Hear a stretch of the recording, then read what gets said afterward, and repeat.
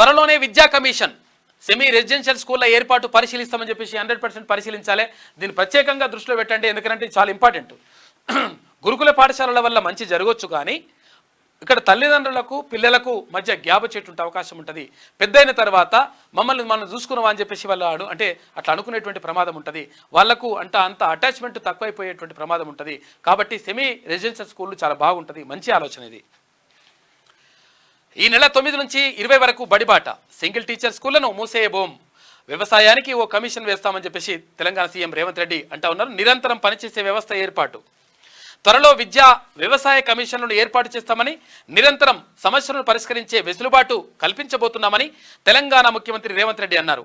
రవీంద్ర భారతిలో ప్రభుత్వ పాఠశాల విద్యార్థులకు ప్రతిభా పురస్కారాల ప్రధానోత్సవ కార్యక్రమంలో ముఖ్యమంత్రి రేవంత్ రెడ్డి పాల్గొని విద్యార్థులకు పురస్కారాలు అందించారు. ఈ సందర్భంగా ఆయన మాట్లాడుతూ ఇలాంటి కార్యక్రమాన్ని ప్రభుత్వం అధికారికంగా నిర్వహిస్తే బాగుండేదన్నారు. వందే మాతరం ఫౌండేషన్ ఇలాంటి మంచి కార్యక్రమం ద్వారా మా బాధ్యతను గుర్తు చేసిందని, ప్రైవేటు పాఠశాలలతో పోటీపడి ప్రభుత్వ పాఠశాలల విద్యార్థులు రాణించడం ప్రభుత్వానికి గర్వకారణమన్నారు. ఇక కార్పొరేట్ పాఠశాలలతో మా విద్యార్థులు పోటీ పడడం మా గౌరవాన్ని మరింత పెంచిందని విద్యార్థులకు హృదయపూర్వక అభినందనలు తెలిపారు.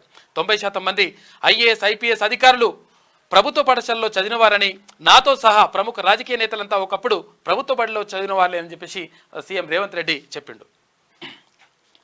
రుణమాఫీ చేసి తీరాల్సిందే, పంట రుణమాఫీ విధి విధానాలు రూపొందించాలి, ఆగస్టు 15 లోపు రుణమాఫీ జాబితా సిద్ధం, అధికారులతో సీఎం రేవంత్ రెడ్డి మాట్లాడిండు.